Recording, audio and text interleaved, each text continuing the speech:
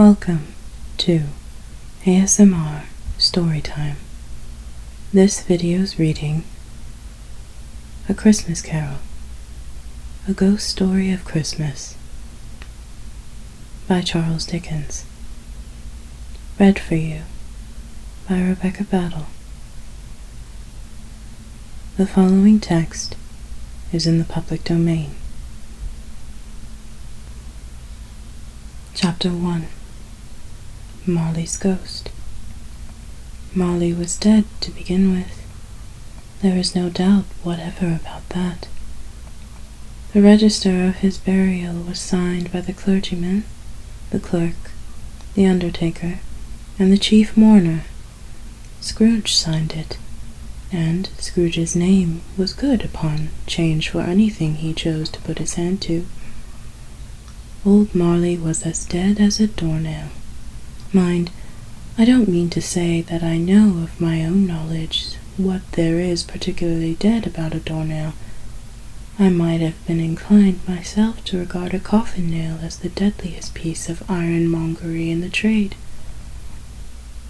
But the wisdom of our ancestors is in the simile, and my unhallowed hands shall not disturb it, or the country's done for. You will therefore permit me to repeat, emphatically, that Marley was as dead as a doornail. Scrooge knew he was dead. Of course he did. How could it be otherwise? Scrooge and he were partners for I don't know how many years. Scrooge was his sole executor, his sole administrator, his sole assign, his sole residuary legatee, his sole friend and sole mourner. And even Scrooge was not so dreadfully cut up by the sad event, but that he was an excellent man of business on the very day of the funeral, and solemnized it with an undoubted bargain. The mention of Marley's funeral brings me back to the point I started from. There is no doubt that Marley was dead. This must be distinctly understood, or nothing wonderful can come of the story I am going to relate. If we were not perfectly convinced that Hamlet's father died before the play began, there would be nothing more remarkable in his taking a stroll at night in an easterly wind upon his own ramparts than there would be in any other middle-aged gentleman rashly turning out after dark in a breezy spot, say St. Paul's churchyard, for instance, literally to astonish his son's weak mind. Scrooge never painted out old Marley's name. There it stood, years afterwards, above the warehouse door. Scrooge and Marley. The firm was known as Scrooge and Marley. Sometimes people new to the business called Scrooge Scrooge, and sometimes Marley, but he answered to both names. It was all the same to him. Oh, but he was a tight-fisted hand at the grindstone, Scrooge, a squeezing, wrenching, grasping, scraping, clutching, covetous old sinner, hard and sharp as flint, from which no steel had ever struck out generous fire, secret and self-contained, and solitary as an oyster. The cold within him froze his old features, nipped his pointed nose, shriveled his cheek, stiffened his gait, made his eyes red, his lips thin blue, and spoke out shrewdly in his grating voice. A frosty rime was on his head, and on his eyebrows and his wiry chin. He carried his own low temperature always about with him. He iced his office in the dog days, and didn't thaw it 1 degree at Christmas. Eternal heat and cold had little influence on Scrooge. No warmth could be warm, no wintry weather chill him, no wind that blew was bitter than he, No falling snow was more intent upon its purpose, no pelting rain less open to entreaty. Foul weather didn't know where to have him. The heaviest rain and snow and hail and sleet could boast of the advantage over him in only one respect. They often came down handsomely, and Scrooge never did. Nobody ever stopped him in the street to say with gladsome looks, "My dear Scrooge, how are you? When will you come to see me?" No beggars implored him to bestow a trifle. No children asked him what it was o'clock. No man or woman ever once in all his life inquired the way to such and such a place of Scrooge. Even the blind men's dogs appeared to know him, and when they saw him coming on, would tug their owners into doorways and up courts, and then would wag their tails as though they said, "No eye at all is better than an evil-eye dark master." But what did Scrooge care? It was the very thing he liked, to edge his way along the crowded paths of life, warning all human sympathy to keep its distance, was what the knowing ones call nuts to Scrooge. Once upon a time, of all the good days in the year, on Christmas Eve, old Scrooge sat busy in his counting-house.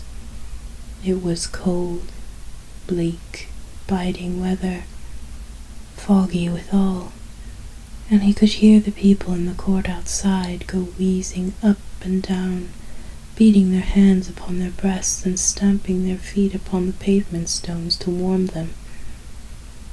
The city clocks had just only gone 3, but it was quite dark already. It had not been light all day, and the candles were flaring in the windows of the neighboring offices like ruddy smears upon the palpable brown air. The fog came pouring in at the very chink and keyhole, and was so dense without that although the court was of narrow west, the houses opposite were mere phantoms. To see the dingy cloud come drooping down, obscuring everything, one might have thought that nature lived hard by, and was brewing up a large scale. The door of Scrooge's counting-house was open, that he might keep his eye upon his clerk, who, in a dismal little cell beyond, a sort of tank, was copying letters.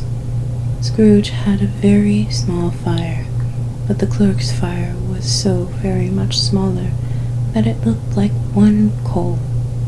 But he couldn't replenish it, for Scrooge kept the coal box in his own room, and so surely as the clerk came in with the shovel, and the master predicted that it would be the necessary for them to part,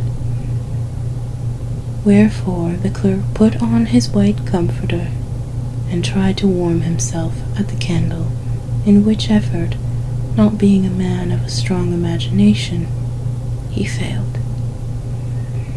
"A Merry Christmas, Uncle! God save you!" cried a cheerful voice. It was the voice of Scrooge's nephew, who came upon him so quickly that this was the first imitation he had of his approach. "Bah!" said Scrooge. "Humbug!" He had so heated himself with rapid walking in the fog and frost, this nephew of Scrooge's, that he was all in a glow. His face was ruddy and handsome, his eyes sparkled, and his breath smoked again. "Christmas a humbug, Uncle," said Scrooge's nephew. "You don't mean that, I am sure." "I do," said Scrooge. "Merry Christmas! What right have you to be merry? What reason have you to be merry? You're poor enough."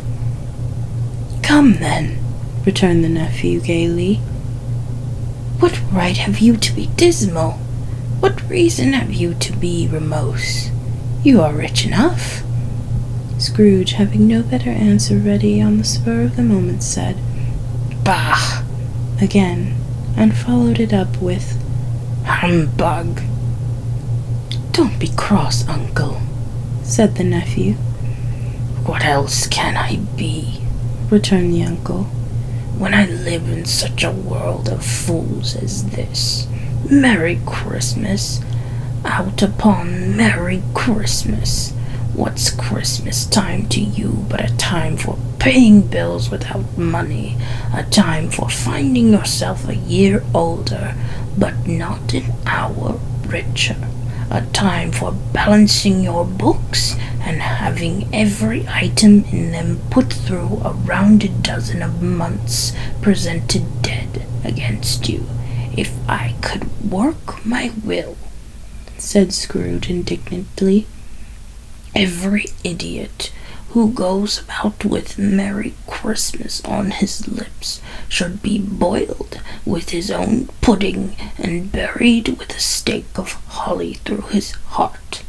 He should." "Uncle!" pleaded the nephew. "Nephew," returned the uncle sternly, "keep Christmas in your own way, and let me keep it in mine." "Keep it?" repeated Scrooge's nephew. "But you don't keep it." "Let me leave it alone, then," said Scrooge. "Much good it may do you, much good it has ever done you." "There are many things from which I might have derived good, by which I have not profited, I dare say," returned the nephew. "Christmas among the rest.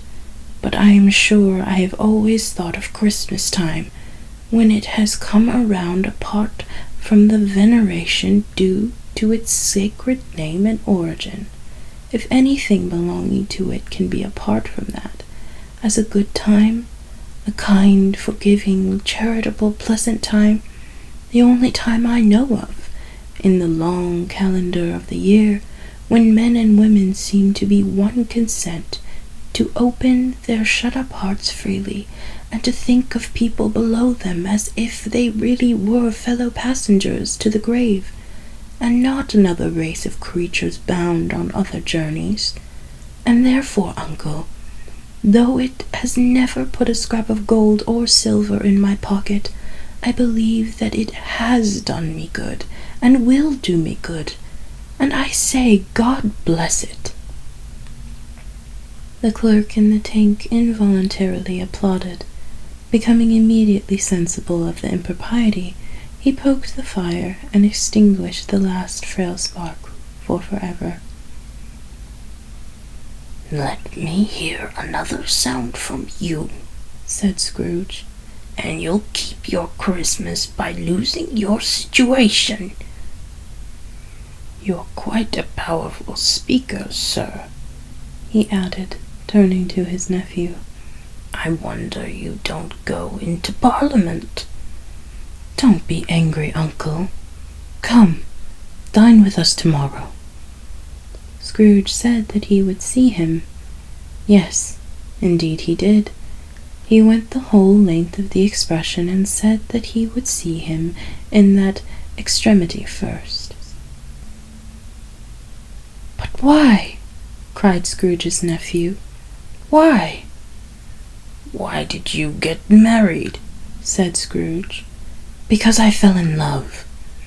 "Because you fell in love," growled Scrooge, as if that were the only thing in the world more ridiculous than a Merry Christmas.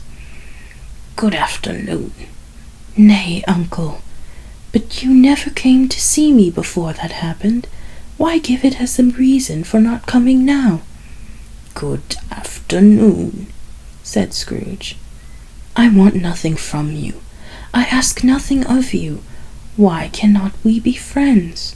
"Good afternoon," said Scrooge. "I am sorry with all my heart to find you so resolute. We have never had any quarrel to which I have been a party, but I have made the trial in homage to Christmas, and I'll keep my Christmas humor to the last. So a Merry Christmas, Uncle." "Good afternoon," said Scrooge. "And a Happy New Year." "Good afternoon," said Scrooge.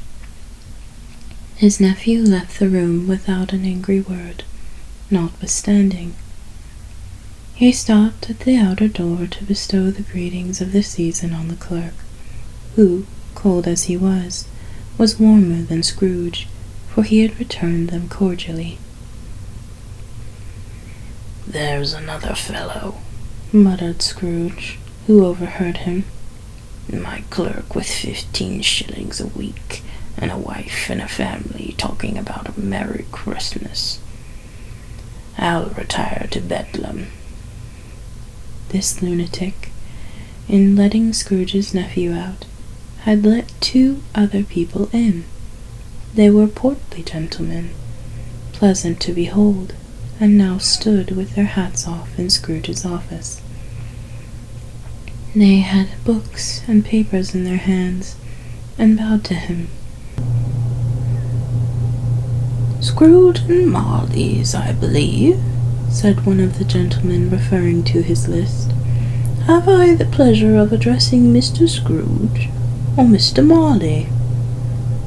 "Mr. Marley has been dead these 7 years," Scrooge replied. "He died 7 years ago this very night." "We have no doubt his liberality is well represented by his surviving partner," said the gentleman, presenting his credentials. It certainly was, for they had been 2 kindred spirits. At the ominous word liberality, Scrooge frowned and shook his head, and handed the credentials back. "At this festive season of the year, Mr. Scrooge," said the gentleman, taking up a pen, "it is more than usually desirable that we should make some slight provision for the poor and destitute, who suffer greatly at the present time.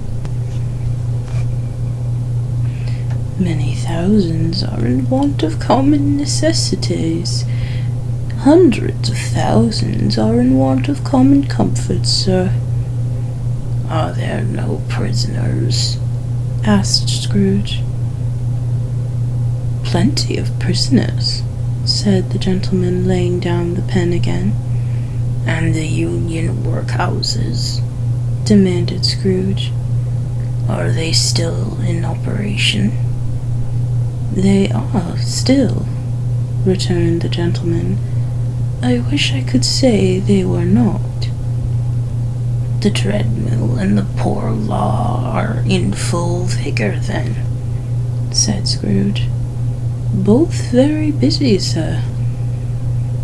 "Oh, I was afraid from what you said at first that something had occurred to stop them in their useful course," said Scrooge. "I am very glad to hear it." "Under the impression that they scarcely furnish Christian cheer of mind or body to the multitude," returned the gentleman.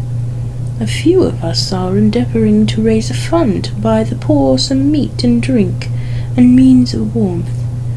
We chose this time because it is a time above all others when want is keenly felt, and abundance rejoices. What shall I put you down for?" "Nothing," Scrooge replied. "You wish to be anonymous?" "I wish to be left alone," said Scrooge. "Since you ask me what I wish, gentlemen, that is my answer. I don't make merry myself at Christmas, and I can't afford to make idle people merry. I help to support the establishments I have mentioned. They cost enough, and those who are badly off must go there. Many can't go there, and many would rather die. If they would rather die, said Scrooge, they'd better do it and decrease the surplus population. Besides, excuse me, I don't know that. But you might know it, observed the gentleman. It's not my business, Scrooge returned. It's enough for a man to understand his own business and not to interfere with other people's. Mine occupies me constantly. Good afternoon, gentlemen. Seeing clearly that it would be useless to pursue their point, the gentleman withdrew. Scrooge resumed his labours with an improved opinion of himself, and in a more facetious temper than was usual with him. Meanwhile, the fog and the darkness thickened, so that people ran about with flaring links, proffering their services to go before horses and carriages and conduct them on their way. The ancient tower of a church whose gruff old bell was always peeping sillily down at Scrooge out of a Gothic window in the hall became visible, and struck the hours and the quarters and the clouds with tremulous vibrations afterwards, as if its teeth were chattering in its frozen head up there. The cold became intense. In the main street at the corner of the court, some labourers were repairing the gas pipes, and had lightened a great fire in a brazier, round which a party of ragged men and boys were gathered, warming their hands and winking their eyes before the blaze in rapture. The water-plug being left in solitude, its overflowing sullenly congealed, and turned into misanthropic ice. The brightness of the shops, where holy sprigs and berries cracked in the lamp heat of the windows, made pale faces ruddy as they passed. Poulterers and grocers' trades became a splendid joke, a glorious pageant, with which it was next to impossible to believe that such dull principles as bargain and sale had anything to do. The Lord Mayor, in the stronghold of the mighty mansion house, gave orders to his 50 cooks and butlers to keep Christmas as a Lord Mayor's household should, and even the little tailor, whom he had fined 5 shillings on the previous Monday for being drunk and bloodthirsty in the streets, stirred up tomorrow's pudding in his garret, while his lean wife and the baby sallied out to buy the beef. Foggier yet, and colder, piercing, searching, biting cold. If the good Saint Dunstan had but nipped the evil spirit's nose with a touch of such weather as that, instead of using his familiar weapons, then indeed he would have roared to lusty purpose. The owner of one scant young nose gnawed and mumbled by the hungry cold, his bones were gnawed by dogs, stooped down at Scrooge's keyhole to regale him with a Christmas carol, but at the first sound of "God bless you, merry gentlemen, may nothing you dismay," Scrooge seized the ruler with such energy of action that the singer fled in terror, leaving the keyhole to the fog and even more congenial frost. At the length of the hour of shutting up the counting-house arrived.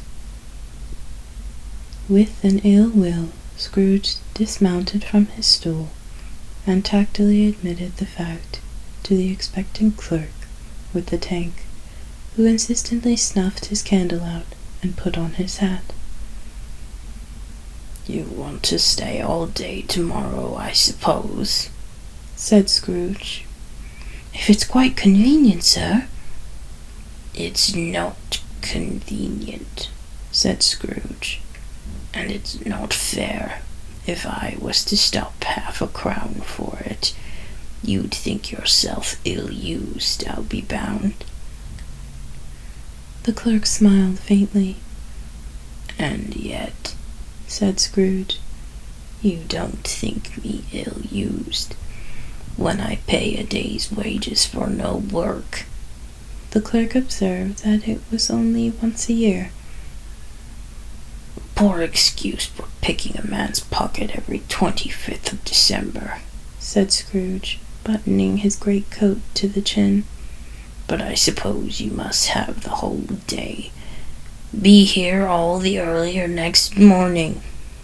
The clerk promised that he would, and Scrooge walked out with a growl. The office was closed in a twinkling, and the clerk, with the long ends of his white comforter dangling below his waist, for he boasted no greatcoat, went down a slide on Cornhill, and at the end of the Lane of Boys 20 times in honor of its best Christmas Eve, and then ran home to Camden Town as hard as he could pelt to play at Blind Man's Bluff. Scrooge took his melancholy dinner in his usual melancholy tavern, and having read all the newspapers, and beguiled the rest of the evening with his banker's book, went home to bed. He lived in chambers which had once belonged to his deceased partner. They were a gloomy suite of rooms, in a lowering pile of building up a yard where it had so little business to be that one could scarcely help fancying it must have run there when it was a young house, playing at hide-and-seek with other houses, and forgotten the way out again. It was old enough now, and dreary enough, for nobody lived in it but Scrooge, the other rooms being all let out as offices. The yard was so dark that even Scrooge, who knew its every stone, was fain to grope with his hands. The fog and the frost so hung about the black old gateway of the house that it seemed as if the geniuses of the weather sat in mournful meditation on the threshold. Now, it is in fact that there was nothing at all particular about the knocker on the door except that it was very large. It is also a fact that Scrooge had seen it night and morning during his whole residence in that place. Also that Scrooge had as little of what is called fancy about him as any man in the city of London, even including, which is a bold word, the corporation, aldermen, and livery. Let it also be borne in the mind that Scrooge had not bestowed one thought on Marley since his last mention of his 7 years dead partner that afternoon. And then let any man explain to me, if he can, how it happened that Scrooge, having his key in the lock of the door, saw in the knocker, without its undergoing any intermediate process of change, not a knocker, but Marley's face. Marley's face. It was not in impenetrable shadow, as the other objects in the yard were, but had a dismal light about it, like a bad lobster in a dark cellar. It was not angry or ferocious, but looked at Scrooge as Marley used to look, with ghostly spectacles turned up on its ghostly forehead. The hair was curiously stirred, as if by breath or hot air, and though the eyes were wide open, they were perfectly motionless. That, and its livid color, made it horrible, but its horror seemed to be in spite of the face and beyond its control, rather than a part of its own expression. As Scrooge looked fixedly at this phenomenon, it was a knocker again. To say that he was not startled, or that his blood was not conscious of a terrible sensation to which it had been a stranger from infancy, would be untrue. But he put his hand upon the key he had relinquished, turned it sturdily, walked in, and lighted his candle. He did pause, with a moment's irresolution, before he shut the door, and he did look cautiously behind it first, as if he half expected to be terrified with the sight of Marley's pigtail sticking out into the hall. But there was nothing on the back of the door, except the screws and the nuts that held the knocker on. So he said, "Pooh, pooh," and closed it with a bang. The sound sounded through the house like thunder. Every room above and every cask in the wine merchant's cellars below appeared to have a separated peal of echoes of its own. Scrooge was not a man to be frightened by echoes. He fastened the door and walked across the hall and up the stairs, slowly, too, trimming his candle as he went.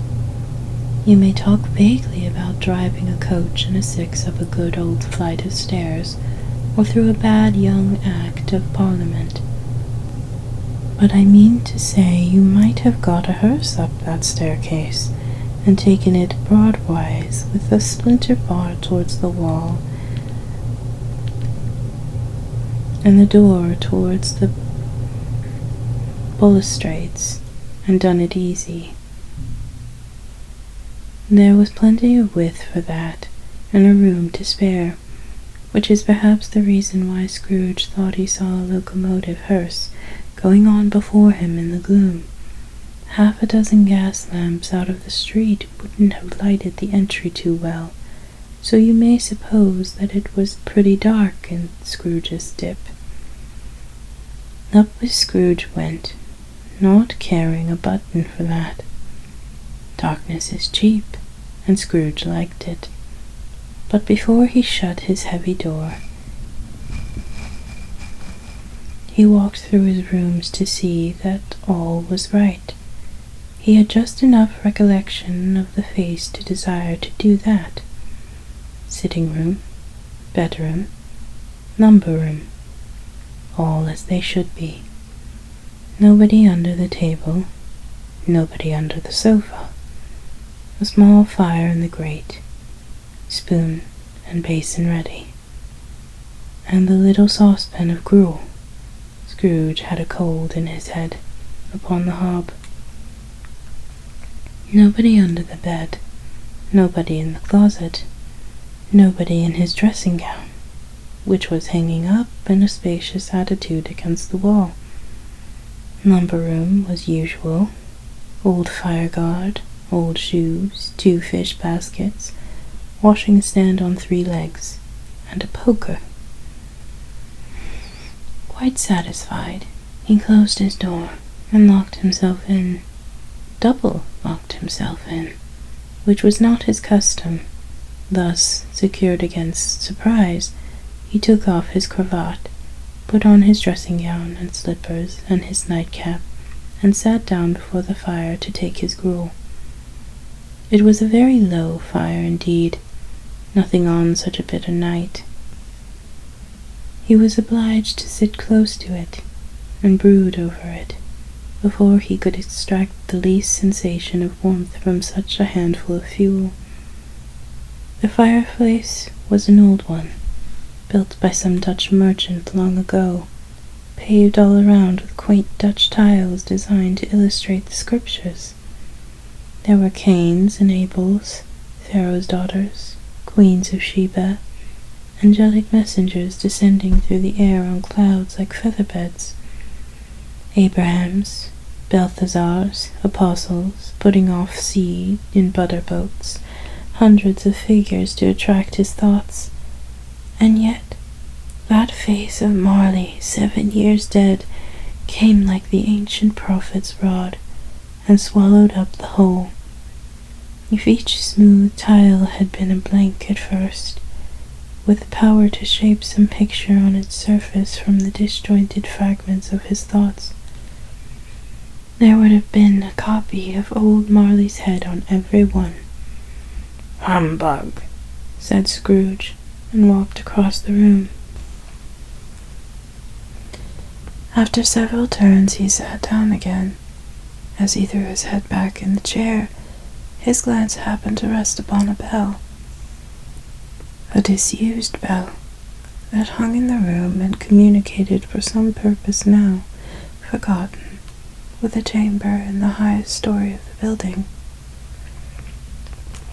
It was with great astonishment and with a strange, inexplicable dread that as he looked, he saw this bell begin to swing.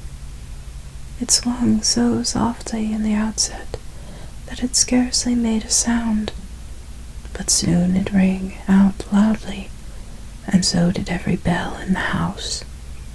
This might have lasted half a minute or a minute, but it seemed like an hour. The bells ceased as they had begun together.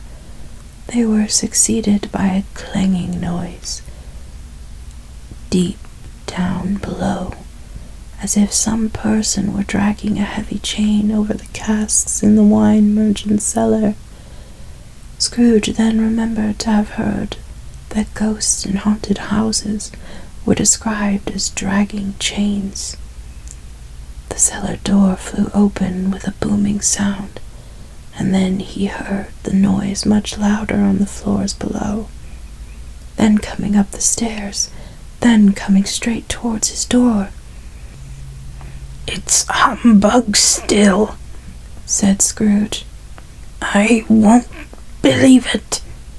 His color changed, though, when without a pause it came through the heavy door, and it passed into the room before his eyes. Upon its coming in, the dying flame leaped up, as though it cried, "I know him. It's Marley's ghost," and fell again.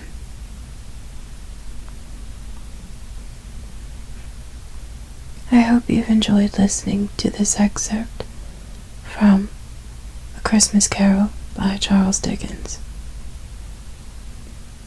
This is only part 1. Please subscribe to the channel and don't forget to hit the notification bell so that you will be notified when I post part 2. For those of you who are still awake, thank you for listening. And for those of you who have passed into sleep, I hope you have sweet dreams, blessed sleep, and joyous awakenings. All of my social media accounts will be listed in the description box below if you would like to follow me there. And thank you for listening.